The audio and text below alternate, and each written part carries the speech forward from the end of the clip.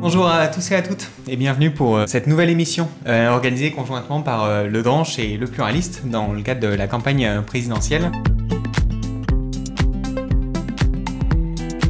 On reçoit aujourd'hui Gaspard Koenig du Bonjour. mouvement Simple. Alors déjà pour commencer, Gaspard Koenig, est-ce que vous pouvez vous présenter succinctement, nous dire un peu c'est quoi votre parcours et qu'est-ce qui vous a amené jusqu'à cette déclaration de candidature en début d'année? Bonjour à tous, je m'appelle Gaspard Koenig, je suis professeur de philo à l'origine. J'écris des livres, des essais, des romans, des contes, des nouvelles, des conférences. Enfin voilà, ma vie c'est d'écrire.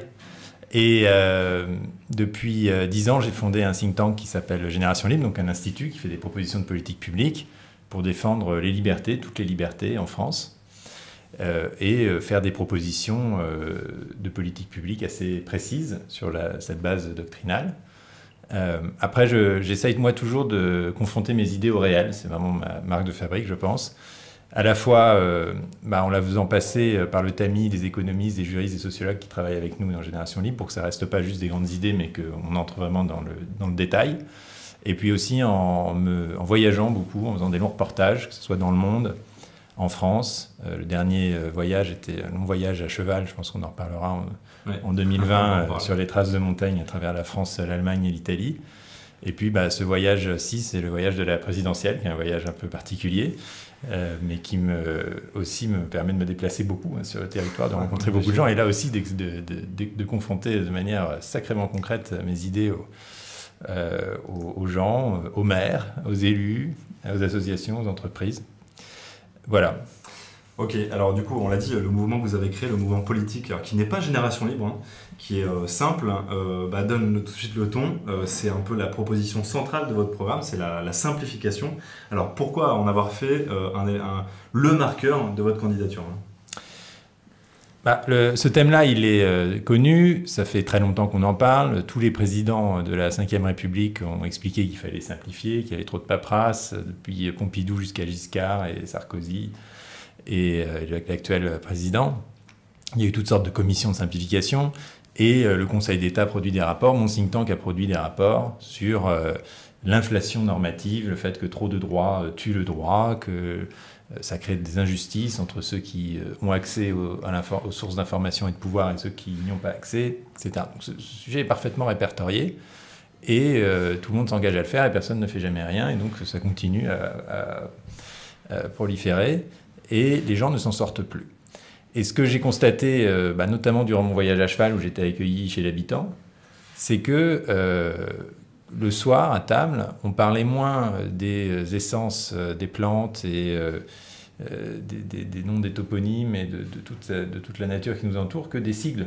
Les gens parlaient en sigles, les gens parlent de la DREAL, de la DDT, de l'ABF, du PLUI, de tous ces sigles qui leur polluent véritablement l'existence et qui créent des problèmes quotidiens, des problèmes où vraiment, quand on entend les histoires, on se tape la tête contre les murs, on se dit mais comment est-ce possible qu'une société ait créé une telle absurdité, un tel maillage légal dans lequel plus personne ne se retrouve et qui crée sur le terrain des situations qui sont tout simplement kafkaïennes et où ceux qui produisent la loi eux-mêmes, notamment les préfectures, expliquent que oui, on est désolé, on sait que c'est ridicule, mais bon, c'est comme ça, alors essayez de le faire discrètement. Donc, en fait, mon intuition, c'est que c'est pas un sujet parmi d'autres, et c'est pas comme ça qu'on peut le traiter. C'est un sujet complètement premier, c'est un sujet complètement matriciel et qui est un véritable projet de société. Parce que simplifier, c'est pas seulement réduire la paperasse, simplifier, c'est faire confiance. C'est-à-dire que quand on remet le droit à un niveau d'intelligibilité supérieur, donc un niveau de généralité supérieur, eh bien, on fait confiance à l'individu sur le terrain par rapport à son environnement, par rapport à ses habitudes, par rapport à ses intuitions pour interpréter, adapter la loi à ses circonstances propres. Donc c'est faire confiance à l'individu, c'est faire confiance au plus petit échelon de manière générale, c'est donner de l'autonomie et de la liberté, et c'est quelque part renoncer à 2 siècles de jacobinisme. On a cessé de suradministrer le pays au nom du principe d'égalité. Et enfin, je pense que c'est un projet qui est assez moderne, au sens où la simplicité, c'est pas seulement une question administrative. La même bureaucratisation se produit dans le monde de l'entreprise aujourd'hui, avec les process et les bullshit jobs. Donc on a le même besoin d'entreprises libérées, d'autonomisation du salarié. Et de manière encore plus générale, la vie simple, le dépouillement, la sobriété, le renoncement à la surconsommation, le rapport direct à autrui, le respect des écosystèmes et de la nature, tout ça fait partie au fond d'une philosophie de la simplicité qui est aussi une manière de vivre, une manière de penser. Les philosophes parlent parfois du rasoir d'Occam comme d'un instrument qui permet d'aller au plus dépouillé du concept. Pour parler de manière simple. Oui, on en discutait en préparant l'interview. C'est vrai qu'au niveau des individus et des relations interpersonnelles, cette volonté de simplicité, elle se conçoit facilement, et elle apparaît comme très enviable et souhaitable. Mais pour autant, aujourd'hui, on a quand même un environnement de très grosses structures. Et par exemple, si on prend une actualité là, très récente dans le cadre d'Orpea, on se rend bien compte qu'un groupe multinational a des intérêts de rentabilité qui font que leur laisser une très grande marge de liberté dans l'interprétation des textes serait en fait préjudiciable là en l'occurrence aux personnes qui sont en maison de retraite. Alors juste pour ceux qui sont dans le chat, le scandale Orpea, c'est suite à la publication d'un livre. Orpea, c'est un groupe qui gère beaucoup d'EHPAD, de maisons de retraite, et qui fait l'objet d'accusations de maltraitance envers ses pensionnaires. Alors pas du tout. D'abord, je ne vais pas parler de ce scandale en particulier parce que je ne le connais pas assez. Mais de manière générale, le problème, c'est justement les grosses structures. Parce que les grosses structures créent de la bureaucratie. Donc plus on donne de l'autonomie à l'échelon local, mieux c'est. Ça vaut pour l'éducation nationale. Plus on donne d'autonomie aux établissements scolaires, plus ils peuvent concevoir leur propre pédagogie, plus ils peuvent être innovants, ils peuvent expérimenter. C'est vrai pour l'hôpital et la question de la santé, débureaucratiser l'hôpital, donner plus de respiration aux établissements hospitaliers pour qu'ils puissent définir leurs propres procédures. Et ça sera vrai aussi, encore une fois, je n'ai pas étudié le sujet, pour justement ces grands groupes. Pour moi, le but du jeu, y compris via des politiques de concurrence, par exemple, c'est de redonner sens à des ensembles plus petits qui, du coup, que les gens peuvent maîtriser parce qu'ils peuvent avoir... Vous savez, quand vous êtes dans ces grosses structures-là, si vous faites une plainte, une réclamation ou quoi, on vous met sur un espèce de site, on vous dit « ben non, mais la régulation dit que... » et vous êtes complètement perdu. Vous êtes une poussière dans un univers qui vous échappe complètement. Et c'est pareil quand vous essayez de contacter une banque, une compagnie d'assurance, une compagnie de distribution d'eau, enfin on connaît tous, c'est taper 1, taper 2, taper 3, enfin, c'est l'horreur. Non, mais d'ailleurs, ceux qui ont vu la commission d'enquête parlementaire et les réponses d'Orpea, l'échange a été essentiellement réglementaire ou normatif. C'est ça. Alors que plus l'ensemble est petit, plus on peut s'adresser directement au directeur en disant, mais en ayant un contact humain, les yeux dans les yeux, en disant mais vous voyez bien que ça marche pas, est-ce qu'on pourrait faire comme ça? Plus lui a une latitude pour vous écouter et pour changer ses procédures. Plus vous avez aussi la possibilité de contester, mieux c'est. Par ailleurs, plus le droit est intelligible, plus chacun peut le revendiquer. Aujourd'hui, comme plus personne ne le comprend, vous devez passer par des intermédiaires. Dans l'entreprise, vous devez passer par un juriste d'entreprise ou par un syndicat. Dans la fiscalité, vous devez passer par un expert comptable ou un avocat fiscaliste. Dans le champ territorial, les municipalités doivent passer par des cabinets d'audit pour pouvoir remplir les dossiers de subvention, les appels à projets, etc. Donc vous avez toujours des intermédiaires parce que vous ne pouvez plus maîtriser en fait le corpus législatif. Alors que dans un monde plus simple, eh bien, chacun peut directement se prévaloir de la loi parce que chacun peut la comprendre et l'opposer à son interlocuteur. C'est un peu l'équivalent de la Révolution protestante pour la lecture de la Bible. À un moment donné, on a dit que vous n'avez plus besoin d'intermédiaire. Vous pouvez lire vous-même le texte. Et nous, notre promesse de simplification, c'est de diviser par 100 le nombre de normes, de remonter aux grands principes du droit, mais c'est aussi de distribuer un texte à chaque Français, un petit livre, qui sera le droit français, l'ensemble du droit français, qui sera lisible par tout un chacun, de sorte que vous pourrez comprendre le droit dans votre propre société, ce qui est quand même le minimum dans un état de droit, que vous pourrez donc vous en prévaloir et que voilà, chacun pourra, nul n'est censé ignorer la loi, eh bien tout le monde pourra la comprendre. Alors justement, pour réussir à en faire un petit livre, comme vous dites, et vous donnez des précisions dans le programme, vous dites on va diviser par 100 le nombre de normes en France et remplacer les 75 codes existants, alors j'avoue que j'ignorais qu'il existait 75 codes, par un code unique. Du coup, la question qu'on avait envie de vous poser, c'est déjà combien de temps ça prend de faire tout ça ? Qui le fait? Est-ce que ce sont les parlementaires qui doivent se réunir pour faire ça? Est-ce que ce sont des juristes? À qui vous faites appel pour faire ce choc de simplification, pour réutiliser une formule déjà connue? Et une question du chat pour compléter, une simplification des textes de loi ne va-t-elle pas complexifier la jurisprudence? Ouais, c'est une excellente question. Alors, on a baptisé notre projet Portalis, du nom du juriste qui avait été nommé par Napoléon, premier consul, pour réécrire avec d'autres de ses pairs le magma du droit féodal que personne ne comprenait, ça revenait beaucoup d'ailleurs dans les cahiers de doléances, et pour en faire un code simple, ça a été le code civil, qui est vraiment un exemple de droit réussi, qui d'ailleurs perdure jusqu'à nos jours. Et Portalis utilise en toutes lettres dans sa préface l'expression de simplification. Il dit d'ailleurs simplifier, c'est faire confiance à la raison humaine. Simplifier, c'est renoncer à tout prévoir. C'est-à-dire la loi ne peut pas prévoir l'ensemble des situations, ne peut pas micromanager les comportements individuels. C'est laisser un espace de responsabilité aux gens. Et Napoléon dira dans ses mémoires, les mémoires de la case, que cette œuvre de simplicité, ce qu'il a réalisé, il emploie le mot en toutes lettres, ce qu'il a réalisé de plus important, et qu'elle vaut plus que toutes les lois qui ont été adopté auparavant. La force de la simplicité dans une société est quelque chose de totalement sous-estimé politiquement. Et donc tout ça pour dire qu'on a la méthode parce qu'on l'a déjà fait en fait dans notre histoire. Et effectivement, Portalis s'était réuni avec quelques juristes, avec une volonté politique absolue, puisque ça venait du premier consul lui-même, et c'est pour ça que j'en fais un projet présidentiel, et c'est pour ça que j'en fais la matrice de mon projet. Après, il y a d'autres thèmes qu'on aborde, j'imagine qu'on y reviendra, et parce que ça ne peut marcher que si c'est considéré comme une priorité politique. C'est pas on va faire ça, puis après on va simplifier, c'est on va simplifier, ça c'est un projet pour l'ensemble de la société, ça s'applique à l'ensemble des champs de la politique publique, à l'ensemble des ministères, et ça va donner un tout autre éclairage à la manière dont on vit en commun. Attendez, pour imaginer... Et pour répondre, alors comment ça se passe ensuite? En fait, on a un bon exemple, puisque sur le Code du travail, Antoine Lyon-Camp et Robert Badinter, deux éminents juristes, avaient fait un exercice à valeur pédagogique il y a 5 ans, et avaient extrait du Code du travail 61 grands principes.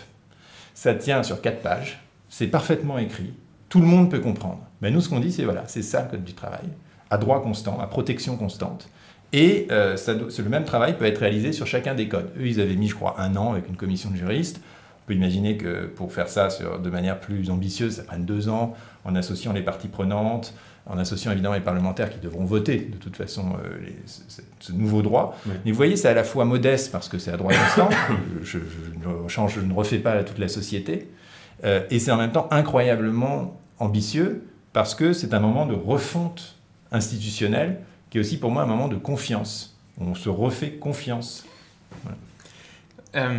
On imagine, donc vous avez détaillé comment ça se passerait au niveau de l'État, mais comment ça s'organiserait dans les entreprises? Parce que vous avez expliqué que c'est aussi valable dans le champ du privé.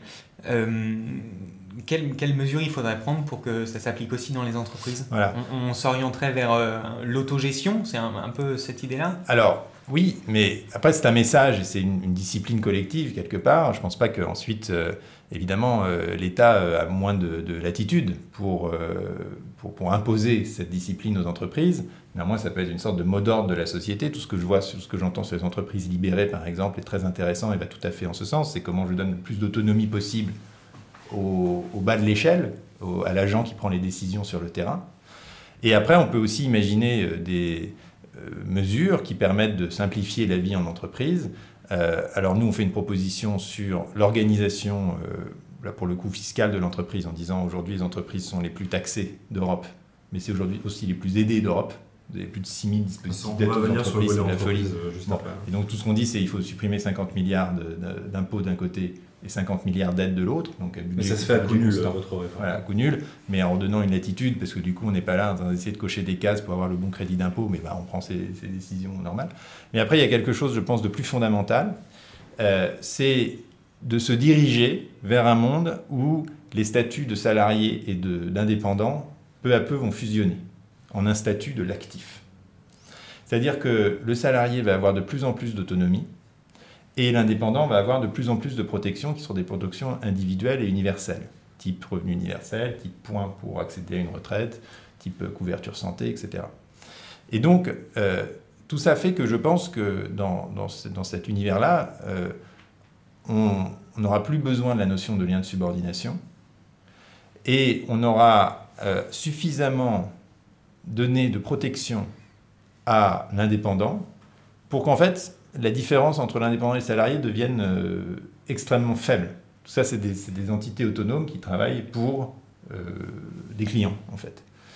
Et donc, ça sera une forte mesure d'égalité aussi. Je trouve que la simplicité, c'est l'égalité, parce qu'aujourd'hui, il y a tous ces statuts, les gens en CDI, les gens en CDD, les indépendants. Moi, je suis indépendant, c'est un cauchemar. Vous ne pouvez pas avoir un prêt immobilier, même si vous avez des revenus que vous pouvez en justifier, parce que vous n'êtes pas dans la bonne catégorie, quoi. Vous pouvez à peine louer un appartement. Donc, c'est très injuste. Et donc, tout le monde essaye d'avoir le statut. Enfin, ça ne marche plus, ce truc-là. Et surtout, dans un monde plus fluide, précisément, les gens ambitionnent de gérer eux-mêmes leur destin professionnel, de pouvoir changer, de pouvoir se former, de pouvoir avoir d'autres expériences, expérimenter d'autres activités. Je pense qu'il est très important de concevoir structurellement, institutionnellement, comment on peut assurer cette fluidité-là. Il y avait la question de la jurisprudence. Vous imaginez un réseau partout en France de maisons dans lesquelles les citoyens pourraient aller se renseigner et obtenir des réponses directement de l'administration. Vous pouvez expliquer ? Alors, sur la jurisprudence, c'est une vraie question. Dans le livre que j'ai coécrit avec des juristes en droit public, on place un certain nombre de garde-fous pour éviter que la jurisprudence ne vienne remplir le vide juridique créé par la simplification. Je ne vais pas m'étendre là-dessus parce que c'est un peu technique. Mais en tout cas, on essaye d'y répondre. Sur les maisons du citoyen, ce qu'on dit, c'est on ne veut pas réduire la fonction publique, on veut lui redonner du sens. Et donc redéployer les fonctionnaires sur le terrain, dans des maisons du citoyen qui sont des sortes de super maisons France Service. Le gouvernement commence à essayer ça, parce que vous avez ce paradoxe aujourd'hui, que d'un côté, effectivement, il y a trop de personnel administratif qui crée de la norme. Il y a 12% de plus de gens qui sont en back-office dans l'administration française que dans l'administration allemande ou anglaise ou italienne. Beaucoup de gens qui sont là pour produire du texte, en fait. Et en même temps, vous avez des territoires qui se vident de leur trésorerie, de leurs hôpitaux, et qui souffrent parce qu'ils se sentent abandonnés par la puissance publique. Et les deux sont vrais. Et aujourd'hui, vous avez la gauche qui dit « Ah bah du coup, il faut plus de fonctionnaires, vous voyez bien ». Puisque les gens sont abandonnés, la droite qui dit il faut réduire, vous voyez bien, ça coûte trop au budget de l'État. En fait, les deux ont raison. Et comment on résout ça ? En remettant les fonctionnaires sur le terrain, dans ces maisons du citoyen. Et donc l'idée de ça, c'est que chacun puisse, quand vous avez n'importe quel problème, de carte grise, de permis de construire pour mettre une cabane dans votre jardin, n'importe quoi. Vous prenez votre code, vous regardez un peu ce qu'il en est, puis vous allez dans votre maison du citoyen. Et là, la grande différence par rapport aux maisons France Service actuelles, c'est que l'agent de base sera habilité pour prendre une décision sur l'ensemble des sujets relevant du champ en fait, de l'administration publique. D'où la question sur la jurisprudence. Est-ce qu'il n'existe pas un risque, j'ai caricaturé, que la réponse apportée à un citoyen ou une citoyenne à Marseille soit pas du tout la même que celle apportée à Strasbourg ? Bah si. Est-ce que c'est une mesure d'équité du coup ? C'est exactement, c'est une mesure d'équité plutôt que d'égalité. C'est considérer qu'il y a des situations différentes sur le territoire, parce que c'est pas pareil d'aller à l'école à Marseille ou dans les Vosges ou dans la Creuse ou dans les quartiers dans les quartiers de la grande couronne parisienne. Donc c'est une volonté assumée de différencier. Et le même principe s'applique aux communes, puisque je propose une très forte autonomie locale pour que précisément, sur le plan réglementaire, les collectivités puissent avoir beaucoup plus d'autonomie pour décider de leur propre modèle. Et juste pour finir sur les maisons du citoyen, le point c'est de dire que ce n'est pas aux citoyens de connaître les sigles. Ce n'est pas à nous de faire le travail de l'administration. On devrait d'ailleurs facturer à l'administration les heures qu'on passe à remplir des dossiers. C'est à eux de le faire. Donc nous, on arrive avec notre problème. On a droit à une réponse dans la semaine. Après, évidemment, on peut la contester, on peut remonter, etc. Le fonctionnaire, lui, il peut appeler sa chaîne hiérarchique, comprendre ce qui se passe. Et ensuite, il prend une décision, et cette décision, il vous donne un rescrit administratif. Et vous dites, non, mais ça, j'ai le droit de le faire. Et ça donne à quoi aux gens ? Ça donne ce dont on a vraiment besoin aujourd'hui pour reconstruire l'état de droit, de la sécurité juridique.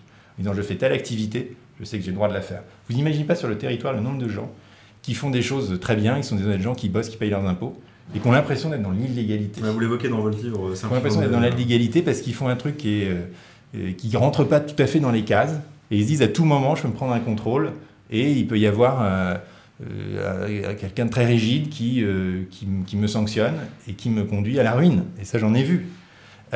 Et donc ça, c'est un problème évidemment matériel, un problème professionnel, un problème de justice sociale, mais c'est encore une fois un problème d'état de droit, parce que les gens se comportent comme des espèces de suspects, considèrent que l'administration et la police sont leurs ennemis, alors que ça devrait être leurs alliés, et finissent par rejeter tout ce qui vient du pouvoir central.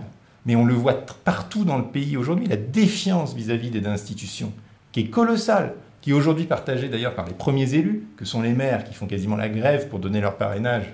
Je suis le premier concerné. Mais parce qu'il y a un mouvement de fond, de rejet de tout ce qui vient de la structure centrale, qui est très fort, en disant, ils nous prennent pour des cons, ils nous font pas confiance, on va le leur rendre. Et c'est quelque part extrêmement légitime. Et donc si on ne résout pas ce problème, je pense qu'on glisse vers une forme de semi-anarchie, où au fond, c'est souvent ce qui se passe. Les gens disent, puisque c'est comme ça, puisque c'est trop compliqué de demander un permis de construire, je fais ce que je veux, je m'arrange avec le voisin. Il y a derrière une vision totalement différente de celle de l'État que ce qu'on a par rapport à aujourd'hui. Parce que dans cette idée que chaque région, finalement, pourrait avoir des modalités d'application du droit différents, ça veut dire que vous êtes dans une optique plus fédéraliste ou beaucoup plus régionale.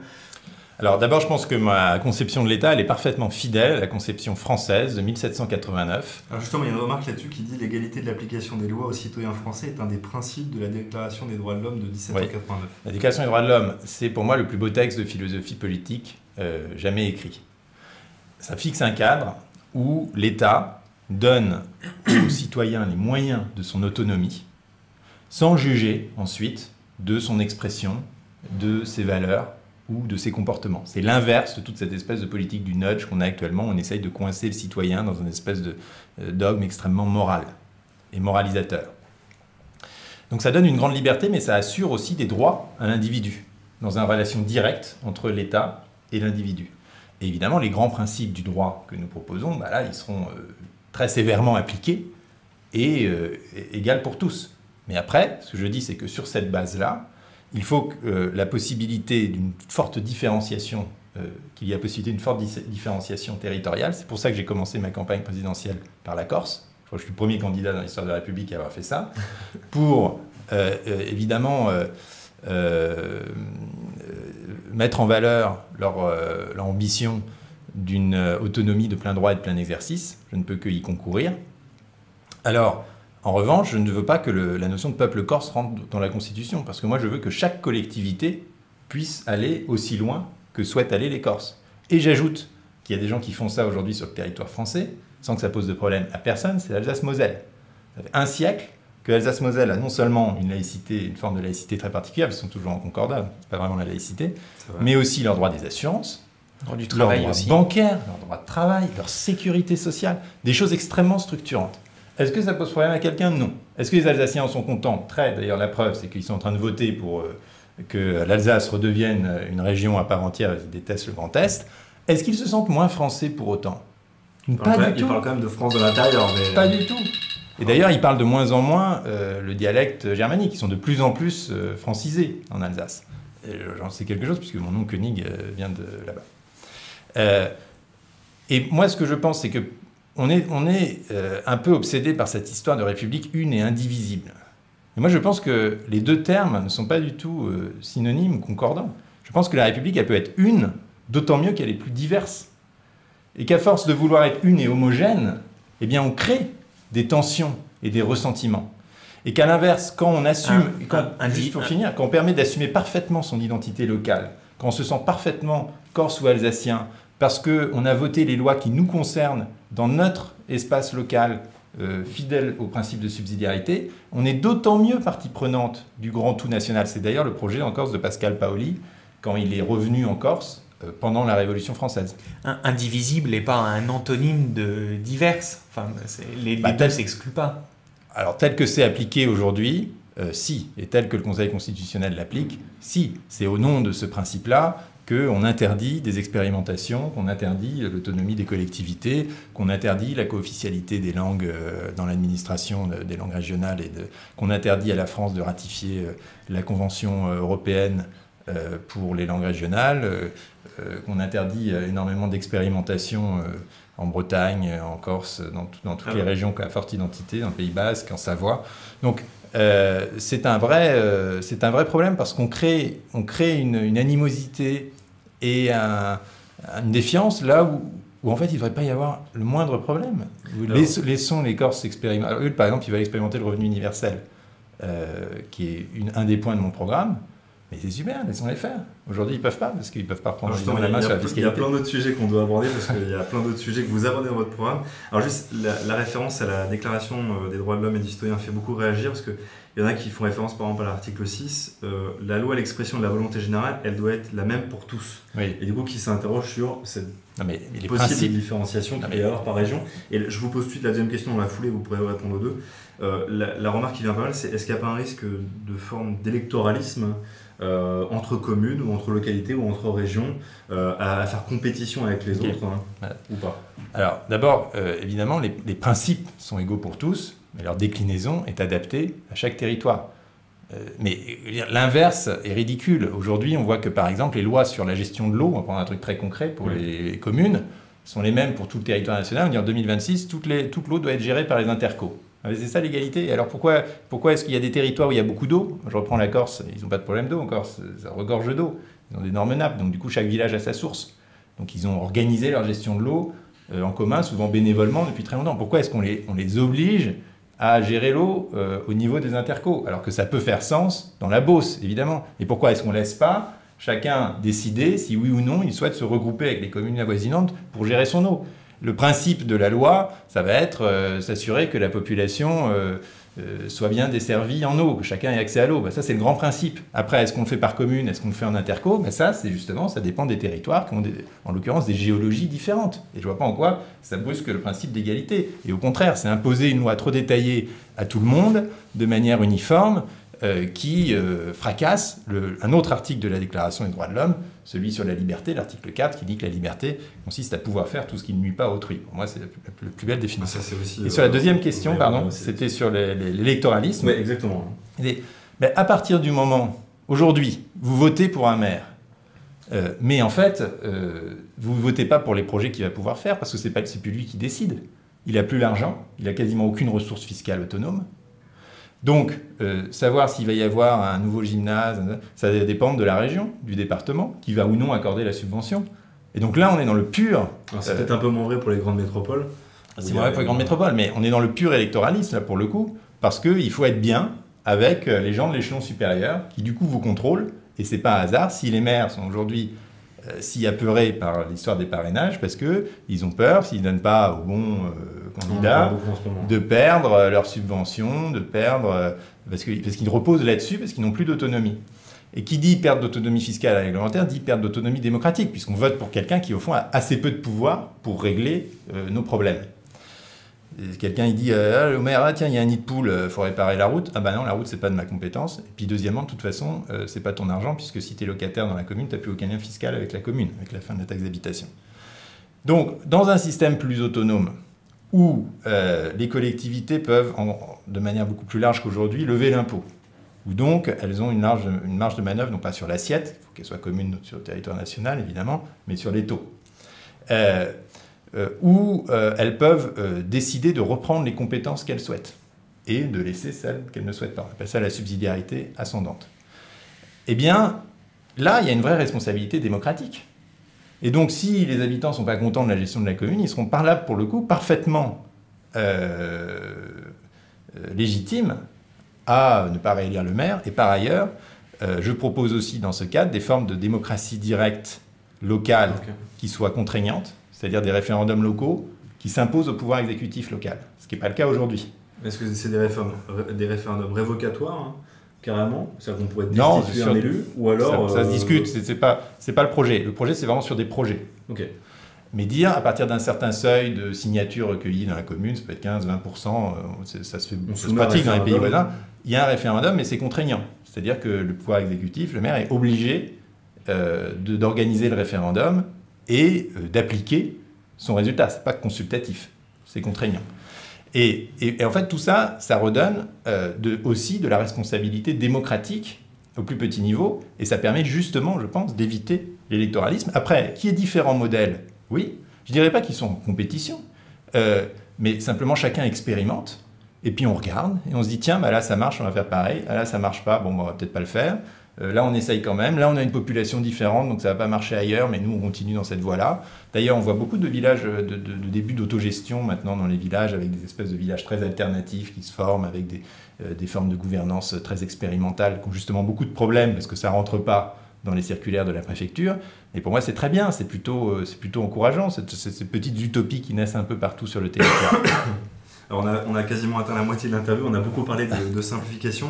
Il y a quand même une dernière question qu'on doit vous poser parce qu'elle est cruciale et on n'a pas encore évoqué un sujet pourtant fondamental, c'est la question de l'Europe. On entend beaucoup les politiques dire oui, on n'a plus d'autonomie, de toute façon 75% de nos lois sont des transpositions de directives européennes.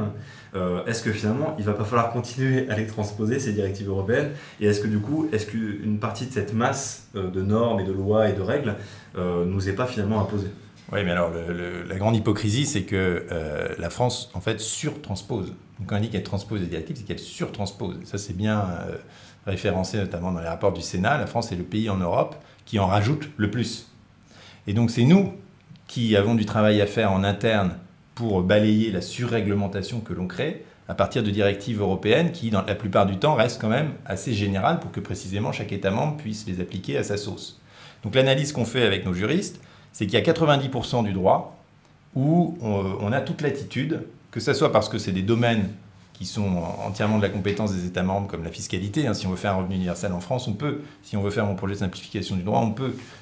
Si on veut réformer la fiscalité sur les successions, on peut. Si on veut annuler les impôts et les aides pour les entreprises, on peut. Enfin, il y a quand même le système de santé, on fait ce qu'on veut. Enfin, bon, il y a des grands pans quand même de notre malgré loi, il reste des marges de manœuvre. Et par ailleurs, voilà, et que le gros problème, c'est la surtransposition qui avait été bien analysée par le précédent gouvernement, qui a voulu interdire la surtransposition, mais sans effet, et que donc, nous on dit, voilà, il y a 10% de droit dur, disons, qui vient vraiment de l'Europe. D'abord, il faudrait encore savoir exactement lequel, parce que ça reste un peu intuitif, donc il faudrait le codifier, il faudrait qu'il y ait un code du droit européen à côté de notre code français, pour comprendre exactement quoi vient d'où. Mais on a largement la marge de manœuvre pour faire le ménage chez nous. Et vous portez quel regard sur les demandes de libéralisation de certains marchés essentiels qui, on le voit là aujourd'hui avec l'électricité, qui on aboutit à des fonctionnements totalement insensés où EDF doit revendre de l'énergie à ses concurrents pour entretenir une certaine concurrence qui est totalement illusoire finalement, puisque EDF reste le seul producteur. Ça, c'est bien une libéralisation du marché qui est demandée par l'Union européenne, alors que finalement un monopole avait bien plus de sens. Quel regard vous portez sur ces demandes-là ? Moi, personnellement, je ne crois pas au monopole.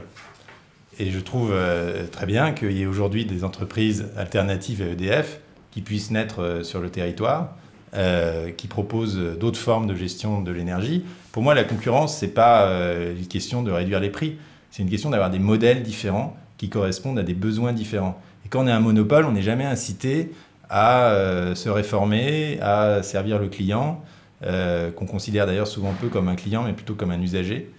Donc et sur le rail, par exemple, je suis assez curieux, je suis extrêmement critique de ce que fait la SNCF, notamment en termes de gestion de ses utilisateurs, de ses consommateurs, de la manière dont elle nudge les gens, de la manière dont elle pille les données, de la manière dont elle nous oblige maintenant à avoir des tickets nominatifs. Enfin, je trouve que vraiment les restrictions de liberté liées à la SNCF sont très fortes sur les 2 dernières années.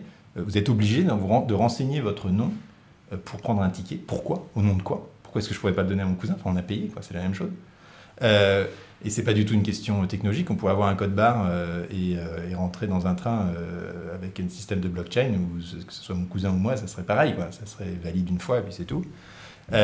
Pourquoi est-ce que dans le nouveau système de SNCF Connect, on force l'utilisateur à livrer ses données de géolocalisation pour les revendre ensuite à des partenaires ? C'est monstrueux. Donc, je suis très critique de la SNCF, peu importe, il y a d'autres gens qui peuvent apprécier, mais je serais assez curieux, justement, de voir si d'autres compagnies circulant sur les rails français, alors après les rails, évidemment, le rail lui-même, la gestion du rail, ça reste du domaine public national, parce que là, c'est de l'infrastructure publique, mais qu'il y ait d'autres compagnies qui circulent et qui offrent d'autres expériences peut-être plus respectueuses de notre vie privée, je l'appelle de mes voeux, parce que sinon on est coincé, on n'a que cette solution, on peut râler, on peut râler, mais en fait, on peut pas choisir autre chose. Donc, peut-être que les autres compagnies sont pas meilleures. On verra. Mais au moins, peut-être qu'il y en a qui feront des expérimentations. J'entends parler d'expérimentations de petits trains électriques qui prendraient les rails qui sont aujourd'hui peu utilisés pour faire des liaisons entre villes qui soient à la demande. Bon, ça c'est très innovant. Pareil, c'est une autre compagnie qui va le faire, pas la SNCF. Bon, super, essayons, voyons si d'autres modèles peuvent marcher. Alors il y a souvent le précédent anglais où on a vu, pour avoir expérimenté, on a vu que la qualité de service n'était pas toujours au rendez-vous avec des prix qui sont un peu envolés. D'ailleurs, l'Angleterre fait machine arrière sur la libéralisation du rail. Hein. Ouais, on peut parler parce que la libération du rail en Allemagne a marché, pas en Angleterre, parce qu'il y a des manières de le faire qui sont différentes. En Angleterre, ça a été régionalisé. Enfin, bon, Mais alors du coup, il y a une question, justement, on fait un petit saut dans les entreprises. Hein. Vous dites en fait, il faut libérer l'entreprise, mais vous mettez une réserve quand même pour autant que cette intervention ne crée pas d'externalités négatives. Alors du coup, on avait une question, c'est quoi les externalités négatives que vous jugez pas acceptables? Et dans le cas des produits de première nécessité, on parlait de l'électricité, vous avez évoqué l'eau tout à l'heure, hein. Est-ce que le fait que la mise en concurrence conduise, en tout cas on l'a vu dans l'électricité, à une augmentation des prix pour le consommateur, est-ce que c'est pas une externalité négative qui n'est pas acceptable? Non, mais ça, il faudrait discuter très précisément des chiffres. Logiquement, la concurrence fait baisser les prix pour le consommateur. S'il peut y avoir des hausses qui, toutes choses égales par ailleurs, auraient eu lieu, même en situation de monopole, voire auraient été pires. Ça dépend ensuite des conjonctures internationales, du prix des matières premières. Donc, je ne veux pas rentrer dans ces détails que je maîtrise trop peu. Je vous dis que, par principe, je pense que la concurrence, pour moi, c'est une affaire de liberté. Parce que c'est la liberté d'expérimenter des modèles différents. Après, bien sûr, ça suppose une régulation. J'en profite pour dire d'ailleurs que le marché concurrentiel est le premier à demander de la régulation. Ça n'existe pas, une espèce de marché de lutte, marché sauvage. Au contraire, le marché crée de la régulation. Les premiers marchés des foires de Champagne, de Châlons-en-Champagne par exemple, ont produit les premiers systèmes de régulation des poids et des mesures parce qu'il fallait bien comparer les produits, les premiers systèmes de vérification des normes d'hygiène. Et c'est pareil sur les produits comme le cannabis. Quand on le libéralise, il faut le réguler pour que le produit soit traçable. Voilà. Et là, ça, c'est la fonction de l'État. Ça, c'est la fonction de l'État, de bien réguler pour s'assurer que tout est en ordre, que l'information est transparente, que les gens peuvent véritablement faire leur choix. Ok, donc que ça soit une concurrence libre et non faussée. Hein. Non, j'ai pas dit ça. Cette histoire de non faussée m'a toujours paru un peu bizarre. Et je suis pas dogmatique, je suis pas néolibéral, je suis pas dogmatique sur ces histoires de marché. Pour moi, le principe de la concurrence, c'est de donner de la liberté. Ok. Vous avez évoqué au début la notion de sobriété et le dépouillement. C'est quelque chose qui revient beaucoup dans votre voyage à cheval, sur les traces de Montaigne qui lui-même essayait de se dépouiller. Et pour autant, la réforme de simplification du droit, vous estimez que, en tout cas, les estimations laissent penser que ça permettrait d'augmenter de 3 points le PIB. Et du coup, j'ai du mal à saisir l'espèce de ligne de crête sur laquelle vous vous positionnez en étant très critique de la surconsommation, mais en même temps en laissant le marché se développer. Mettez pas le marché à toutes les sauces, là on parle d'autre chose. Là. On parle de la question de la surproduction législative et du fait qu'effectivement on estime aujourd'hui à 3 points de PIB, mais bon, c'est des estimations qui valent ce qu'elles valent, qui sont un peu à la louche. À 3 points de PIB, la prospérité qu'on perd à s'engluer dans des procédures administratives. Après, moi, je ne pense pas que la croissance doive être une politique d'État. Je ne pense pas que le but d'un ministre de l'économie, par exemple, soit d'atteindre X points de croissance. Je pense que son but, c'est de permettre à chacun de faire ses choix de consommation, et que s'il y a des gens qui, à titre personnel, préfèrent être décroissants, c'est quelque chose qui ne doit pas être jugé, ni négativement, ni positivement par l'État. L'État doit rester neutre, en fait, par rapport à ces choix-là. Simplement, il est évident que la simplification permettra aussi une création d'activités, parce qu'aujourd'hui, vous avez des gens qui ne peuvent pas en embaucher d'autres, parce que c'est trop compliqué de faire une feuille de paie, vous avez des gens qui ne peuvent pas prendre un apprenti, parce que il faut... c'est des choses très concrètes, hein, parce que il faut construire une autre toilette, alors que si on utilise la toilette de la maison, c'est considéré comme illégal, et donc les gens n'embauchent pas d'apprenti et ferment boutique, tout simplement à cause de ces bêtises. Bon. Et qu'il y a plein de gens qui vont expérimenter des choses qu'ils ne peuvent pas expérimenter aujourd'hui, et donc ça va créer des choses. Et si ça crée de la prospérité, tant mieux, on va pas non plus...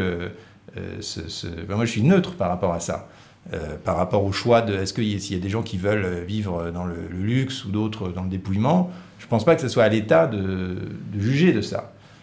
Après, je pense que voilà, il y a aussi dans ma philosophie un aspect plus moral cette fois, mais indépendant des politiques publiques, qui appelle à une forme de sobriété personnelle, parce que c'est à titre personnel quelque chose qui m'a fait beaucoup de bien et qui me permet de mieux vivre aujourd'hui. Mais ça, je ne vais pas l'imposer à 60 millions de concitoyens. C'est un ressenti personnel qui vous est propre. Oui, et que je peux ensuite, dont je peux me faire l'avocat dans un discours plus moral, mais qui ne doit pas heurter ou rentrer ou être intégré aux politiques publiques. Alors, je rebondis un peu sur la question de Florent, et puis il y a des questions qui sont très liées à ça dans le chat. Vous parlez dans votre programme de créer un écosystème de la croissance. Non, mais je sais pas, à la fois le truc sur les externalités et l'écosystème de la croissance, j'ai jamais vu ça dans mon programme. Ok, bon, je vais vérifier. Mais vous n'avez pas confondu avec le programme d'un autre candidat? Non, pas du tout, ce sont bien les fiches de Simple. La question sur laquelle je voulais rebondir, c'est, on nous pose la question, alors c'est une question qui revient souvent pour la plupart des candidats d'ailleurs, c'est est-ce que vous croyez à la croissance verte? Est-ce que vous pensez qu'il y a une compatibilité entre croissance et gestion de la crise environnementale? Est-ce qu'on peut convertir des emplois, une industrie rester compatible avec notamment les engagements de neutralité carbone qu'on a pris dans l'accord de Paris d'ici 2050 globalement, vous disiez, alors c'est un choix qui vous est propre, cette sobriété, est-ce que finalement on peut laisser les gens libres notamment de surconsommer potentiellement, tout en conservant ce cap-là, quoi. Non, mais il faut faire ce qu'on venait au début, il faut faire payer les externalités négatives. Donc, le point évident pour moi de toute réforme liée à la réduction des émissions carbone, c'est la taxe carbone. Okay. Donc, on fait une proposition de taxe carbone qui a le mérite d'être assez claire. Alors, beaucoup de candidats vont faire une proposition de taxe carbone, tant mieux, parce qu'un jour ou l'autre, ça va aboutir. Après, ça pose un énorme problème de pouvoir d'achat. Parce qu'aujourd'hui, si on prend au sérieux la taxe carbone, ça pénalise en premier les gens qui vivent à la campagne et les agriculteurs, qui sont vraiment pas ceux qui sont dans la situation la plus enviable dans la société aujourd'hui en termes de revenus. Donc, c'est pour ça que dans le système qu'on conçoit de taxe carbone, il y a un mécanisme de redistribution qui est en vase clos. C'est-à-dire que tout l'argent perçu par la taxe est immédiatement redistribué, mais redistribué de manière forfaitaire. Donc on va dire que voilà, on taxe les produits pour faire payer les émissions carbone et donc inciter les gens à avoir des comportements plus vertueux. Okay, mais de l'autre côté, on va dire, en tant que vivant à la campagne ou en tant qu'agriculteur, vous avez un forfait de X centaines d'euros qui couvre largement la taxe carbone, mais comme c'est forfaitisé, l'incitation liée à la variation des prix reste la même. Vous voyez ce que je veux dire? Donc vous ne perdez pas de pouvoir d'achat, voire même vous en gagnez, mais en même temps, vous avez toujours l'incitation prix, le signal prix, qui vous conduit à adopter, si vous le souhaitez, après vous pouvez tout dépenser pour acheter de nouveaux tracteurs et tout ça, mais qui vous conduit plutôt à essayer d'adopter des comportements qui génèrent moins de carbone. Après, il y a une deuxième question qui est parallèle à celle-ci, mais qui est pour moi plus fondamentale, c'est la question du droit du vivant, dont je fais un aspect central de mon programme. Parce que les questions carbone, c'est quand même beaucoup lié à la survie de l'espèce humaine telle qu'elle est aujourd'hui, et à la stabilité de l'espèce humaine dans un monde où on n'a pas envie qu'il y ait trop de migration climatique. C'est moins lié au vivant lui-même, parce que s'il y a un réchauffement climatique, le vivant va s'adapter, de nouvelles espèces vont naître. Donc il faut résoudre le problème, mais arrêtons un peu cette hypocrisie de dire qu'on fait ça pour la planète. On fait ça pour nous, d'abord. Juste, assumons ça. Et après, il y a un deuxième truc qui, là, n'est pas pour nous, qui est le droit du vivant. Ouais. Et là, je pense que moi, je défends l'individu, comme vous avez bien compris, mais aussi l'individu non humain. Je pense que c'est ça la nouvelle frontière du libéralisme, c'est l'individu non humain. Et de dire on a donné des droits aux individus, c'est la Déclaration des droits de l'homme. En fait, on a mis du temps à étendre cette Déclaration des droits de l'homme aux droits des femmes, à universaliser ça pour que ce soit tous les hommes dans le monde entier, Déclaration universelle des droits de l'homme. Je pense que l'étape suivante dans cette philosophie, c'est les droits de l'homme et du vivant, et donc des animaux. Et comment est-ce qu'on construit un droit autour de l'animal qui n'est pas conscient de ses droits? C'est à partir de la notion de souffrance. Et là, sur la question de l'animal, je serais assez utilitariste en disant ce qui définit, au fond, le fait de générer des droits, d'avoir des droits, c'est la capacité à souffrir. Et donc, l'obligation de l'humanité vis-à-vis des animaux, c'est de ne pas les faire souffrir. C'est l'absence de souffrance. Voilà. Je pense que c'est le bon cadre conceptuel pour opérer ce droit du vivant, qui est aussi un droit des écosystèmes, qui peut être un droit des fleuves, qui peut être toutes des choses assez innovantes sur ces questions-là aujourd'hui. Et le sujet central sur la question de la souffrance animale aujourd'hui, et là, il ne faut pas, je trouve, se mettre la tête dans le sable et choisir les sujets de facilité type la chasse à courre, la corrida et tout ça. Le vrai gros sujet, c'est l'élevage intensif. Et ça, c'est un sujet qui, politiquement et économiquement, est bien plus difficile à traiter que la chasse à courre ou la corrida. Probablement. Parce qu'il y a des vrais bouleversements en jeu, et parce que qu'est-ce qu'on va dire aux éleveurs de porcs bretons quand on leur dit désolé, vous n'avez plus le droit. Comment on va les compenser? Comment on va faire la transition? Mais je pense que c'est un droit fondamental, donc on le définit, nous, avec deux critères qui veulent simples, justement, qui sont l'accès au plein air et puis un critère de densité, un nombre de bêtes par mètre carré. Évidemment, ça doit être fait au niveau européen, parce que sinon ça pose des questions de concurrence déloyale. Évidemment, comme le dit d'ailleurs l'actuel gouvernement, ça doit se refléter dans les traités de libre-échange pour qu'on n'importe pas des produits qui, eux, ne respecteraient pas les mêmes critères, parce que là, c'est pareil, ça crée de la concurrence déloyale. Mais à partir du moment où tout le monde est au même niveau, où tout le monde doit respecter la même obligation, déjà, ça permet de rétablir une forme d'égalité, parce qu'aujourd'hui, les éleveurs qui prennent bien soin de leurs bêtes c'est aujourd'hui qu'ils se trouvent dans une situation de concurrence déloyale vis-à-vis des autres. Parce que souvent, ils vendent la viande au même prix. Parce qu'en fait, la différence de prix de la viande, c'est pas sur le bien-être animal, c'est pour le bio. Mais le bio, en fait, est assez différent du bien-être animal. Vous pouvez avoir une viande bio parce que le blé qui la nourrit n'a pas été traité. Mais là, c'est pareil. Le bio, c'est égoïste, c'est pour l'humain. C'est parce que l'humain veut être certain que son alimentation est saine. Le bien-être animal, c'est pas pour l'humain, c'est pour l'animal lui-même. J'ai du mal, je suis assez inconfortable avec cette idée qu'on ferait les choses uniquement pour nous-mêmes, parce que j'ai l'impression qu'il y a une conception très égoïste finalement c'est pas ça que je dis la question. Hommes par rapport à leur environnement, et que par exemple pour des raisons personnelles de spiritualité ou d'impression d'appartenir à un environnement, on ne pourrait pas aussi partager de la compassion ou une certaine compassion par rapport au fait de prendre soin de l'environnement dans lequel on est. En fait, j'ai l'impression qu'il y a vraiment cette distinction de l'humain par rapport à la nature, alors que les mouvements intellectuels aujourd'hui portent plutôt à penser que cette distinction de l'humain et de la nature est purement occidentale et artificielle. Il me semble que c'est un peu ce que je dis. Ce que j'explique, c'est que les questions liées au carbone, précisément au carbone, aux émissions carbone, sont beaucoup liées à l'espèce humaine elle-même et pas à la planète. C'est ça que je dis. Et que sur la question du carbone, la réponse, c'est la taxe carbone. La réponse essentielle pour moi qui permet de ne pas passer par la planification écologique. Parce que ça laisse justement une diversité ensuite d'expérimentation, et que la planification écologique, hélas, fonctionne à paramètres scientifiques constants.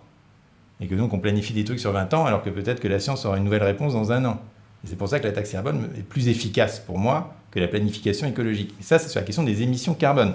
Je distingue de la question écologique profonde, qui est liée au droit du vivant, et qui là implique, je ne sais pas si c'est une compassion, j'aime pas beaucoup le mot, mais qui implique effectivement vivre ensemble respectueux sans faire souffrir, de l'homme et de l'animal, de l'homme et de ses écosystèmes, et qu'effectivement, je pense qu'il faut aussi assumer le fait que l'homme est intégré lui-même aux écosystèmes. C'est pour ça que je suis assez contre tout ce qui est renaturation, rewilding. Parce que le rewilding, en fait, et bizarrement, l'écologisme extrême recrée une distinction d'essence entre l'homme et la nature, en disant non, il faut une nature vierge d'homme. Mais non, l'homme est un animal comme un autre. Donc il faut une nature où l'homme interagisse de manière respectueuse avec son environnement, mais il peut en être aussi le jardinier. Il ne doit plus en être le maître et possesseur, mais il peut en être le jardinier. J'aime bien ce concept du botaniste Gilles Clément sur le jardin planétaire. Lui, c'est quelqu'un, on ne peut pas dire qu'il n'est pas respectueux des écosystèmes, puisqu'il a passé son temps à essayer d'imaginer des jardins qui soient justement des jardins organiques, qui poussent un peu tout seul, où l'homme intervient assez peu. Et en même temps, il a cette idée de jardin planétaire en disant, mais en fait, l'homme est partout. D'ailleurs, on le voit bien quand on traverse le pays à cheval, il n'y a plus un espace en France qui ne porte pas la trace de l'homme. Donc vous n'êtes pas vraiment d'accord avec un autre botaniste qui est Francis Allais, qui lui propose de recréer une grosse forêt primaire en Europe de l'Ouest. Non, parce que en fait, l'homme peut avoir un impact positif pour son environnement. il peut, par l'innovation technologique, au contraire, enrichir la biodiversité, protéger des espèces, permettre à d'autres d'évoluer. Donc, il peut presque accélérer, favoriser des phénomènes qui sont bénéfiques pour le vivant en général. C'est pour ça que je parle d'un droit du vivant qui est un droit donné par l'homme, évidemment, parce que c'est lui qui donne des droits aujourd'hui, mais qui concerne l'ensemble des êtres vivants. Oui, il y a des gens dans le chat qui ont l'air assez d'accord avec vous sur le fait que la planète s'en sortira, mais que c'est plutôt la question de la survie de l'espèce humaine qui se pose et que donc on fait de l'écologie pour l'humanité. Les gens sont voilà, mais encore une fois, je distingue deux choses. Les émissions carbone, là, c'est ce raisonnement-là, et le droit du vivant qui est, sur un autre plan. D'ailleurs, j'invite les gens à lire, il y a une fiche thématique droit du vivant dans votre programme qui évoque notamment effectivement la question de l'élevage intensif.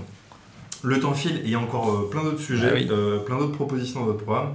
Il y en a deux, moi, que j'avais noté, mais Sylvain, il faudra qu'on arbitre un petit peu. Vous voulez commencer par le revenu universel ou la question de l'héritage et de la transmission ? Je pense que le revenu universel est plus substantiel.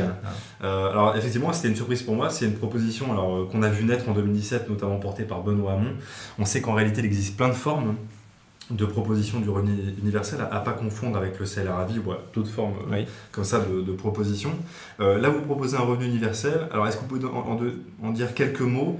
L'ordre de grandeur, c'est 500 € par mois, soit par individu. Par individu, à partir des 18 ans jusqu'à la fin de sa vie, quelles que soient ses conditions de revenus.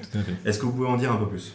Oui, alors d'abord, c'est une proposition que je porte bien avant Benoît Hamon, si je puis me permettre, puisque le think tank que j'ai fondé, Génération Libre, a commencé à publier sur le sujet, je crois, en 2014. On a fait plusieurs rapports assez techniques, justement. Et après, nous, évidemment, on n'est absolument pas les premiers, puisque ça remonte à Thomas Paine en 1796, qui a toute une histoire extrêmement riche, bien relatée par Philippe Van Parijs dans son dernier livre, si certains veulent le lire. C'est un gros livre qui vraiment résume l'histoire un peu mondiale du revenu universel depuis 2 siècles. Et c'est passionnant, il y a plein d'écoles de pensée différentes, il y a plein d'expérimentations. Enfin, c'est déjà quelque chose qui est très, très, très informé, si je puis dire. Donc, moi, mon point de départ, il est simple. Il dit, est-ce qu'il faut lutter contre la grande pauvreté ? Évidemment. Est-ce qu'il faut, dans une société prospère, que chacun ait de quoi manger à sa faim ? Ça me paraît être un droit fondamental. C'est un droit qu'il faudrait quasiment rajouter à la Déclaration des droits de l'homme, comme le proposait Thomas Paine, le droit à la survie dans des conditions décentes, donc le droit de subvenir à ses besoins de base. Ça ne doit pas être une charité, c'est un droit. Voilà. Et donc ce droit, il doit être universel. La liberté d'expression, ce n'est pas seulement pour ceux qui sont réprimés, c'est pour tout le monde en fait, y compris pour ceux qui disent des choses parfaitement insignifiantes. Eux aussi ont droit à la liberté d'expression. Oui, et c'est pour ça que tout le monde a droit au revenu universel, y compris les gens qui, par ailleurs, ont des revenus confortables. C'est un droit universel pour tous. Alors, après, comment ça marche ? Et pourquoi on a choisi cette somme de 500 €? Parce que, encore une fois, on essaye de le faire, et Benoît Hamon, lui, avait été très léger sur ses propositions et sur le détail de ses propositions, et c'est pour ça que ça n'avait pas abouti, parce que ce n'était pas assez travaillé. Nous, on dit, bon, il faut être réaliste. Et on a déjà beaucoup de redistribution en France, beaucoup d'impôts. On est un des pays, d'ailleurs, où le coefficient de Gini, le coefficient d'inégalité est le plus stable. Donc, le but, ce n'est pas de redistribuer encore plus. Le but, c'est de prendre ce qui existe là, en termes de recettes fiscales et de dépenses sociales, de ne pas trop changer les masses, mais de changer les tuyaux. Donc, comme pour les entreprises, l'idée, c'est pas de déséquilibrer tout ça, c'est au contraire de enlever les charges et enlever les recettes. Exactement. Exactement, c'est la même logique. Et donc, ce qu'on dit, c'est aujourd'hui, la courbe de redistribution en France, c'est un zigzag. Je ne sais pas si on voit la caméra. En fait, le revenu universel, il en fait une ligne droite.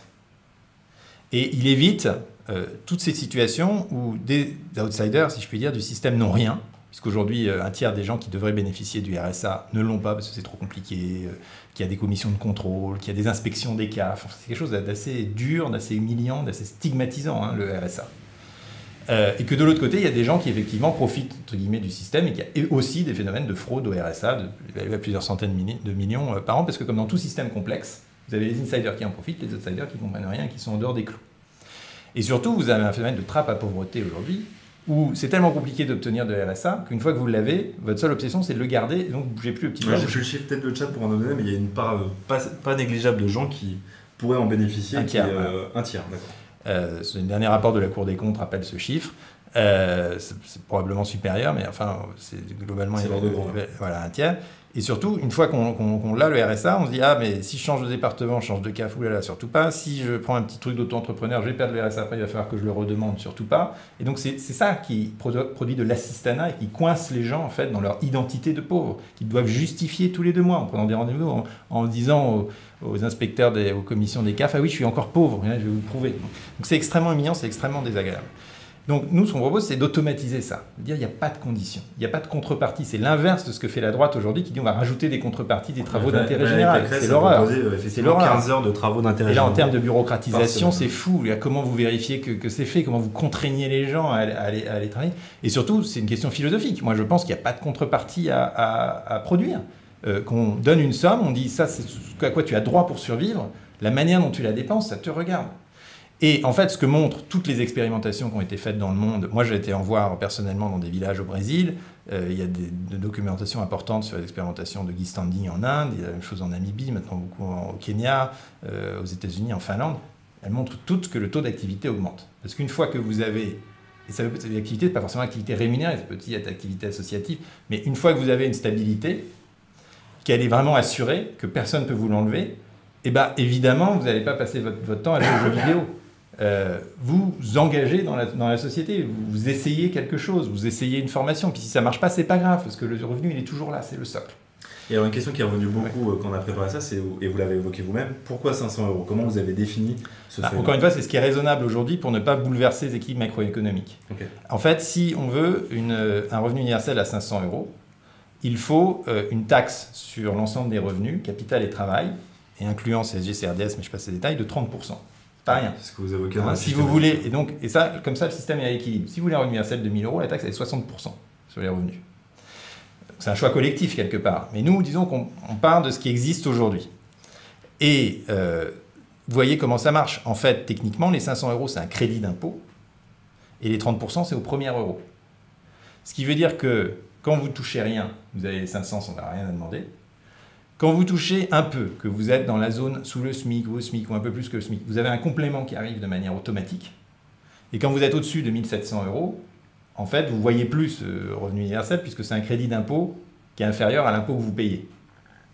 Mais ces 2 paramètres, et ensuite il n'y a plus de niche, il n'y a plus rien. C'est pour tout le monde 500 € versus 30%. Et ça veut dire aussi la totalité des niches fiscales. Voilà, et ça veut dire, oui, absolument. Et ça veut dire aussi qu'il n'y a plus d'effet de seuil. C'est-à-dire que moi j'ai été visiter des entreprises il y a 15 jours là, dans la Drôme, qui m'expliquaient que les salariés ne faisaient pas d'heures sup parce qu'ils perdaient la prime d'activité et que du coup, ce n'était pas intéressant financièrement. Tout ça, ça n'existe plus dans mon système. Parce que mécaniquement, un euro gagné vous donne 70% de plus dans la poche. Ouais. Ok.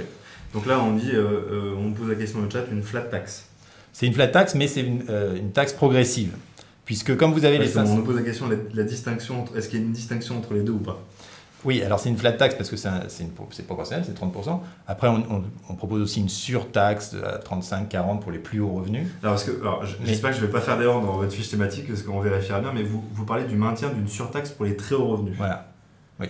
Ça, c'est, disons, moral ou politique, pour dire les autres très hauts revenus doivent contribuer un peu plus. Mais le principe d'une flat tax, c'est d'éliminer tous les effets de seuil et que ça soit simple pour tout le monde. Mais vous voyez, quand vous êtes à 1 700 €, bah, en fait, vous devez... si vous prenez 30% d'impôt, 500 €. Et on vous doit 500 €, quel crédit d'impôt. Donc en fait, vous êtes à zéro. Okay. Donc en fait, en vrai, vous payez 0% d'impôt. Et donc vous voyez bien que en fait, le système est progressif puisque vous allez monter de 0 jusqu'à l'infinitésimal qui va jusqu'à 30%. Voilà. Okay. Donc ça reste un système progressif. Et d'ailleurs, dans les modélisations qu'on a faites, il est légèrement plus redistributif qu'aujourd'hui. C'est-à-dire que tel qu'on le modélise aujourd'hui, les riches payent un peu plus. Évidemment, vous avez toute la question des jeunes. Aujourd'hui, tout le monde se prend la tête sur les revenus jeunes. RSA jeune, alors RSA jeune. Ou alors pour ceux qui travaillent, mais non, pas pour ceux qui travaillent pas. Ah non, mais pour ceux qui sont en formation, non, mais pour ceux qui sont à l'université. Mais donnez-le à tout le monde. Parce qu'on rappelle que le RSA est possible à partir de 25 ans. Et donc, il y a une sorte de vide entre 18 et 25 ans. Mais en fait, on n'arrête pas de combler les trous avec des dispositifs spécifiques en fonction des statuts des uns ou des autres. On crée de la bureaucratie, de la complexité. On rend tout le monde malheureux, au lieu de dire, on le donne à tout le monde, et comme ça, on simplifie tout, et puis on arrête de discriminer les gens en fonction de est-ce qu'ils sont jeunes, est-ce qu'ils font des études, pas d'études, est-ce qu'ils sont en formation, enfin chacun vit sa vie, quoi. Par rapport au montant du RSA, alors je comprends que l'idée c'est d'uniformiser au maximum pour qu'il y ait le moins possible d'intervention de l'État, mais par rapport à la logique du droit que vous avez qui est s'adapter au territoire, compte tenu par exemple des différences de prix de l'immobilier en région parisienne ou dans la Creuse, est-ce qu'il n'y aurait pas justement l'intérêt de moduler le montant du revenu? Bon, alors comme c'est une question de droit fondamental, c'est-à-dire droit à la subsistance, et qui n'inclut pas le logement reste une politique à part, parce que 500 €, vous ne pouvez pas vous loger. Vous pouvez payer l'énergie, l'alimentation, l'habillement, mais certainement pas le logement. Le logement reste la politique du logement. Après, on peut en discuter de la politique du logement, mais on le met à part du mécanisme de revenu universel. Donc, il y aurait, d'accord, les aides spécifiques pour le logement continueraient d'exister? Absolument. Oui. D'accord. Donc, du coup, là, on est sur du flux de nourriture, consommation, énergie, et c'est quand même relativement homogène sur l'ensemble du territoire. En revanche, ça peut avoir des effets, je pensais à ça dans ma balade à cheval, assez intéressants sur l'aménagement du territoire. Ce pas des choses qu'on va provoquer, puisque le but c'est d'être neutre moralement, en tant qu'État, mais en revanche c'est des choses qu'on peut anticiper, qui vont sans doute advenir. C'est-à-dire qu'aujourd'hui, vous avez tous ces néo-ruraux qui, je pense, sont vraiment l'avenir des campagnes. Alors parfois ça se passe mal, il y a des problèmes de gens qui sont heurtés par le champ du coq, etc. Mais vous avez beaucoup d'expériences très positives et vous avez un repeuplement choisi, une campagne choisie qui commence à renaître. Et qui justement réintègre avec tous les outils de la modernité les traditions du passé. Et je pense que c'est quelque chose d'extrêmement positif. Mais aujourd'hui, pour faire ça, pour être néo-rural, il faut qu'il y ait alors c'est souvent un couple avec d'urbains, de trentenaires, avec 2 jeunes enfants. Hein, c'est souvent cette situation-là. Mais il faut qu'il y en ait un des deux qui ait un flux de revenus. Parce qu'en fait, à la ville, le problème, c'est le capital, le logement. Mais le travail, ça se trouve, le revenu. À la campagne, c'est exactement l'inverse. Le capital, vous pouvez souvent trouver une vieille ferme pour pas grand-chose que vous retapez. Et vous avez un problème de flux de revenus. Et donc, avec mon revenu universel, 500 € par individu, plus 250 par enfant qui se substituent de manière forfaitaire aux allocations familiales. Parce qu'on n'en avait pas parlé, il y a ça voilà. en supplément. Donc, en fait, pour un couple avec enfant, vous êtes à 1500. À 1500, vous pouvez vivre, pas très bien, mais vous pouvez vivre à la campagne. Et donc, vous pouvez commencer à expérimenter votre truc de permaculture, votre épicerie coopérative, votre projet d'artisanat, votre projet agricole sérieux, votre projet de cultivation du champ, enfin, tout ce que vous voulez. Et puis après, vous avez ce temps où vous voyez si ça marche ou pas. Si ça ne marche pas, vous repartez en vie, vous faites autre chose. Enfin, bref. En fait, ça va permettre de multiplier les expériences.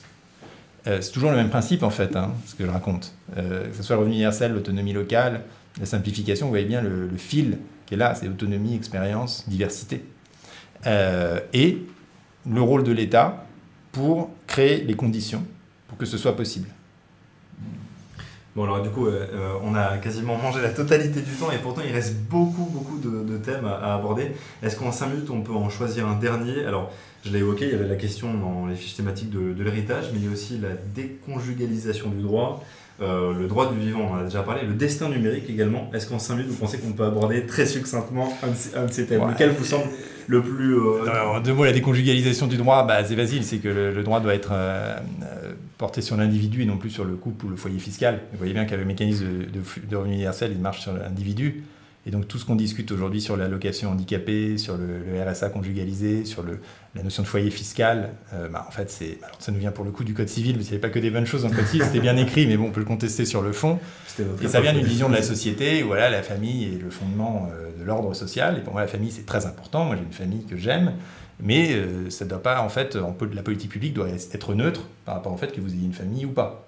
Et donc, le droit doit être fondé sur l'individu. Et c'est aussi quelque chose qui pourra émanciper les gens qui sont en situation de faiblesse dans le couple, donc souvent les femmes, qui là auront tous leurs droits sans avoir à être rattachés à leur mari. Là, vous faites un constat semblable à celui d'Oxfam qui a publié son manifeste fiscal et qui dit qu'effectivement, en fait, les femmes qui ont souvent des plus bas revenus renoncent beaucoup plus facilement, comme elles ont le même taux d'imposition, à travailler parce qu'elles ont... C'est pour ça que Sandrine Rousseau avait la même chose dans son programme, l'individualisation de l'impôt. Et vous voyez que dans les thèmes que j'aborde, vous avez des thèmes qui vont paraître plutôt à droite, tels que la concurrence. Et vous avez des thèmes qui sont très à gauche, tels que l'individualisation des droits, le revenu universel, la légalisation du cannabis, le droit du vivant, parce que j'ai une philosophie de la liberté qui, je pense, est cohérente et qui s'applique à l'ensemble des sujets, qui de temps en temps tombe à gauche et de temps en temps tombe à droite.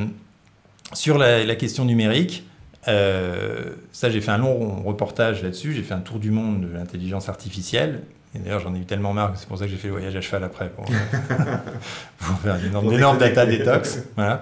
Donc j'en suis revenu avec un certain scepticisme sur la manière dont les algorithmes nous manipulent, et nous manipulent via évidemment la masse de données que nous leur donnons. On sent dans votre programme que c'est un secteur sur lequel vous avez un peu d'appréhension, en tout cas, sur la gestion des données. Alors, mais moi, je pense que c'est une question politique. C'est-à-dire que la technologie en tant que telle, c'est formidable. D'ailleurs, on est le premier parti politique hier à avoir émis des NFT pour financer la campagne. On va voir si ça marche. J'encourage chacun à en acheter.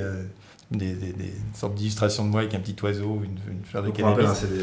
C'est des œuvres d'art numériques uniques qui peuvent faire l'objet d'échanges ou de trocs. Bon, mais en fait, c'est parfaitement cohérent avec ce que je défends, parce que ce que je défends, c'est un droit de propriété sur les données personnelles. Ouais. C'est que les données nous appartiennent pour de vrai, légalement. Et que donc, on puisse avoir dessus un droit d'usage, un usus, comme on dit en droit de propriété, et un abusus, possible de les détruire aussi, qui soit absolu, parce que le droit de propriété est un des droits les plus protecteurs. Il y a quand même un droit à l'oubli qui existe. Justement, en fait, j'ai plus besoin du droit à l'oubli, puisque j'ai le droit de l'abusus. Donc en fait, le droit de propriété, il couvre tout ça.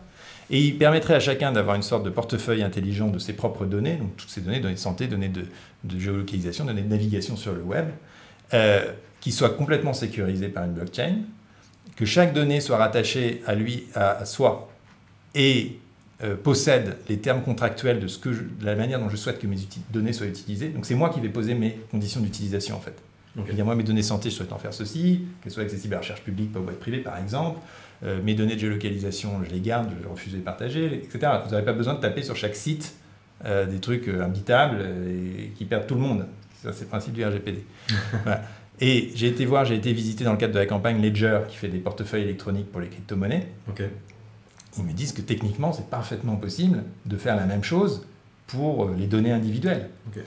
Et évidemment, il y aura des intermédiaires qui vont naître pour faciliter la négociation quelque part entre l'utilisateur et les plateformes et les GAFA, etc. Mais ça redonnerait beaucoup de pouvoir à l'utilisateur, à la fois en termes financiers et en termes de libre arbitre sur l'utilisation qu'il souhaite de ces données et donc sur son destin numérique. Ouais. Ok, bon, c'est très clair, on a malheureusement dépassé un peu le temps. Moi j'invite de toute façon tous les gens qui nous écoutent à aller sur le site de Simple et à découvrir les fiches thématiques qui sont consacrées aux différents thèmes qu'on a abordés. On n'aura pas pu parler de l'héritage, c'est dommage parce qu'on prépare un article justement sur la question des droits de succession qui fait parler beaucoup de candidats, sachant qu'on a des candidats comme Jean-Luc Mélenchon qui proposent de tout taxer au-delà de 12 millions et au contraire d'autres candidats plus à droite qui proposent d'alléger la fiscalité sur les successions. Moi comme d'habitude c'est ni l'un ni l'autre, je libéralise le fait de pouvoir donner à n'importe qui, n'importe quand. Vous donnez la liberté testamentaire, c'est-à-dire que vous permettez en fait de donner à d'autres personnes qu'à ses enfants ou à sa filiation directe. Donner dans les mêmes conditions fiscales à n'importe qui et à n'importe quel moment dans sa vie. Oui, on parle vraiment, c'est la même fiscalité pour la transmission, la donation que pour l'héritage. Bon, j'invite de toute façon les gens à voir ça. Alors, je vais vous poser moi une dernière question, peut-être sinon une dernière question. Je suis obligé de vous la poser parce qu'on en a beaucoup de questions sur Discord. Et là aussi, vous avez le droit tout à fait de ne pas y répondre, mais naturellement, c'est la question des parrainages. Bon, avec le site du Conseil constitutionnel, maintenant, il est très simple de suivre la dynamique des parrainages. On voit que vous êtes en croissance, mais il y a toujours la question de l'échéance du 4 mars. Et la question qui revient systématiquement, à laquelle, encore une fois, vous pouvez ne pas répondre, c'est est-ce que, en cas de non-atteinte des 500 parrainages, vous rallierez à un candidat ou est-ce que vous inviterez vos sympathisants à voter pour un candidat ou une candidate ?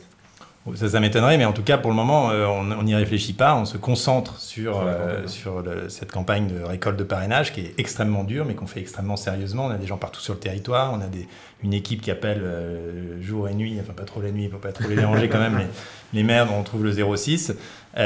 Effectivement, c'est un travail de fourmi. Moi, je trouve que c'est un système qui est plutôt légitime en tant que tel, parce que décliner un programme un peu théorique ou qui a parfois des penchants un peu philosophiques, parce que c'est mon défaut professionnel, le décliner de manière très concrète sur les questions qu'ont les maires, qui reflètent vraiment les questions des citoyens, en fait c'est un bon exercice. Et par ailleurs, les maires, ils ont la confiance de leurs citoyens, donc c'est assez légitime que ce soit eux quelque part qui opèrent ce tri entre les candidats. Vous ne remetteriez pas en cause l'anonymat par exemple ? Alors, le problème, c'est qu'aujourd'hui, donc, c'est public, et il y a une crise de ce système, puisqu'il y a une grève des parrainages, on peut le dire comme tel. Les maires refusent de parrainer. Et moi, quand je les ai au téléphone, j'ai beaucoup moins de mal à les convaincre de me parrainer que de les convaincre de parrainer tout court. D'accord. Et ils disent, moi, je veux plus de ceci. Et en fait, il y a même rejet du système. Dans son ensemble. Dans son ensemble. Et c'est assez grave, en fait, parce que c'est la base de notre système démocratique. Et cette base-là dit, le système ne marche plus. Je comprends très bien pourquoi, puisque c'est d'ailleurs ce que je dénonce, c'est-à-dire que les maires ont légitimement l'impression que de toute façon, quel que soit l'élu, il va continuer à déposséder les communes de leur pouvoir à maltraiter les territoires, et que donc, pourquoi voter pour toute cette ribambelle de jacobins. Donc, je comprends parfaitement, en fait, leurs sentiments. Mais le problème, c'est que l'effet que ça crée, c'est une rente pour les grands partis politiques qui tiennent les départements, les régions. Vous avez vu les signatures, Hidalgo 2% dans les sondages, 1500 parrainages. Donc là, il y a vraiment un problème. Alors là, pour le coup, il y a un problème de concurrence, puisqu'on est dans un système de rente, d'oligopole des grands partis, et que les nouveaux venus, puisque les maires ne jouent pas le jeu quelque part, se trouvent dans l'impossibilité de faire valoir leurs propositions, leurs idées dans le débat présidentiel, qui est aujourd'hui, on peut le regretter, moi je suis opposé à l'élection du président de la République au suffrage universel, mais dans le système actuel, c'est quand même les maires qui détiennent la clé de la respiration démocratique, et qui permettent à des gens qui ne sont pas connus, qui ne sont pas dans le système, qui ne sont pas dans les partis, de porter des idées, si elles sont sérieuses. Je pense que les miennes, quel que soit ce qu'on en pense, ça fait 10 ans qu'on les travaille, elles sont cohérentes, elles viennent de quelque part, elles viennent d'une philosophie politique, enfin, c'est pas une candidature de témoignage ou farfelu, quoi. Voilà, et donc, évidemment, on dépense une énergie folle pour arriver à les convaincre. On porte le thème de simplification et d'autonomie locale qui leur parle au premier chef. Mais il faudra sans doute repenser ce système. Alors moi, je suis assez partisan de conserver le système des parrainages. Après, il y a différentes pistes de réforme. D'abord, pourquoi pas le rendre obligatoire, enfin dire que voilà, c'est la responsabilité d'un maire de parrainer. Parce qu'aujourd'hui, en plus, ça les fait beaucoup cogiter. Ils disent est-ce que je dois parrainer, est-ce que je ne dois pas parrainer. Bon, ça serait plus simple de dire c'est une responsabilité constitutionnelle. Ça va avec le mandat de maire, vous devez parrainer. Et après, il y a des systèmes encore plus malins, mais tout ça est à discuter. Par exemple, des choix multiples, où le maire ferait 1, 2, 3. Puis dès que le 1 a ses 500 signatures, on passe au choix numéro 2. Parce qu'aujourd'hui, il y a cette espèce de course ridicule pour accumuler 2200 parrainages du côté de LR. Enfin, c'est absurde, quoi. Et là, pour le coup, ça ferme complètement le marché, si je puis dire. Ouais. Donc là, ça déverserait automatiquement. Ça, c'est peut-être la solution la plus élégante, parce que évidemment, l'obligation, c'est toujours un peu dur. Et puis après, il y a le parrainage citoyen évoqué par certains candidats qui disent si j'avais 500 000 signatures, disons, de citoyens, ça prouve que légitimement, je peux me présenter. Et ça, je suis réservé parce que ça va être celui qui a le plus de followers sur Twitter qui va être candidat. Et je trouve que les maires, quand même, ils arrivent à... Et vous n'êtes plus sur Twitter. Et en plus, je suis plus sur Twitter. Mais pour ces raisons, d'ailleurs, de manipulation numérique que nous évoquions précédemment. Donc je trouve que les maires, ils ont une vraie légitimité parce qu'ils sont sur le terrain et qu'ils ont une vraie représentation démocratique à effectuer ce tri. Si on a choisi les maires, c'est pas par hasard, justement. Et je trouve que l'ensemble des candidats qui ont leurs 500 signatures, que les ont eu dans le passé, sont légitimes. Même des gens qui ont très peu de voix sont légitimes parce qu'il Philippe Poutot, il fait pas ça par hasard. Il fait ça parce qu'il représente une philosophie politique, parce qu'il représente les ouvriers, le syndicalisme. Jean Lassalle, il représente la ruralité, les territoires. Enfin, c'est des gens qui ont une histoire politique, qui ne sont pas arrivés par hasard, qui ne sont pas chanteurs et qui se sont dit tiens, je vais me présenter un politique pour me marrer. Alors la crise des parrainages risque d'affecter un peu Philippe Poutou cette année, mais, oui, mais Jean Lassalle, effectivement, a ses 500 parrainages. Voilà, mais ce que je veux dire, c'est que in fine, je trouve que ça sélectionne des gens qui méritent d'être dans le débat parce qu'ils représentent vraiment quelque chose politiquement en France et qui viennent, bon filtre, qui viennent pas de nulle part, mais que là, ce filtre est en crise et que donc il faut... Et la crise profonde vient du mépris qu'on a aujourd'hui pour les communes et pour les territoires. Et que si on redonnait déjà de la respiration des compétences aux communes, quelque part, on remettrait aussi le maire un peu dans son rôle et peut-être qu'on commencerait à détendre un peu la situation. Et très rapidement, c'est quoi la suite pour le mouvement Simple? Vous comptez présenter des candidats aux législatives? Alors d'abord, le but c'est de créer un mouvement pérenne qui s'installe dans l'espace politique français. Après, ça va beaucoup dépendre de ce qui se passe dans les 5 jours qui viennent, dans les 10 jours qui viennent, quelle dynamique on a, quelle force on a, quelle élection a un sens pour nous, est-ce que c'est législative, est-ce que c'est européenne, une élection à la proportionnelle, donc plus loyale, on verra. Et on va prendre en tout cas, si on n'obtient pas les parrainages, ce qui reste improbable, on prendra le temps d'y réfléchir et aussi d'y réfléchir avec tous les gens qui ont participé au mouvement. On a plus de 2000 volontaires sur le terrain, il y a des gens qui sont énormément investis. J'ai une équipe de 10 personnes à temps plein, donc je ne vais pas prendre la décision tout seul. On va se parler, on va prendre le temps d'y réfléchir et voilà. Ok, très bien. Et pour conclure ça, une dernière question, est-ce que vous avez un conseil à donner à nos auditeurs, aux gens qui nous écoutent ou qui nous voient aujourd'hui, notamment dans le cadre de cette élection présidentielle, un dernier mot, un mot de la fin pour conclure cet échange? Allez voir votre maire, convainquez-le que le parrainage est une responsabilité constitutionnelle, et quel que soit le candidat qu'il choisisse, évidemment en espérant que ce soit moi, mais enfin, qu'il ne doit pas hésiter, c'est pas parce que le conseil municipal est apolitique, divers, qu'il ne doit pas parrainer un candidat en sachant que parrainer n'est pas soutenir et que parrainer, c'est faire le choix de l'expression démocratique d'une certaine opinion parce qu'elle est légitime dans le débat public. Moi, je crois encore, pourquoi je fais tout ça? Parce que, contrairement à Benoît Hamon qui est passé de la politique au think tank, moi je fais le chemin inverse parce que je crois encore à la politique. Et donc tout ce que je fais, c'est très difficile, évidemment, de monter un mouvement, de participer à une élection présidentielle, c'est semé d'embûches. Il y a des plafonds de verre énormes. Et si je le fais, c'est pour essayer de renouveler l'offre. Et donc, il faut quand même que ce soit moi ou d'autres, encourager les gens qui essayent un peu de faire émerger des choses nouvelles, parce que sinon, c'est un peu facile de se désespérer en disant c'est tous des cons, c'est tous des nuls. Voilà, nous, on fait d'autres propositions, on tente notre carte dans l'aventure démocratique, donc aidez-nous, rejoignez-nous, militez. Très bien. Gaspard Koenig, merci beaucoup. Merci. Justement, ces propositions, on vous invite tous à les retrouver sur le site de Simple, où vous retrouverez l'ensemble des fiches thématiques. Voilà, alors c'est gasparkoenig.com le site. gasparkoenig.com. Ok, merci à tous. Merci Twitch, merci aux gens dans le chat pour leurs questions. Et Florent et Sylvain, je vous laisse la main. Et pour ma part, je vous donne rendez-vous lundi prochain pour la conf de Rédac qui sera streamée. Sylvain, peut-être le mot de la fin. Oui, écoutez, vous pourrez retrouver cette interview sur notre chaîne YouTube et nous soutenir également pour qu'on puisse continuer à organiser des débats comme ça a été le cas la semaine dernière justement avec The Orange, entre autres. Bonne journée. Merci à tous, très bon week-end et à bientôt.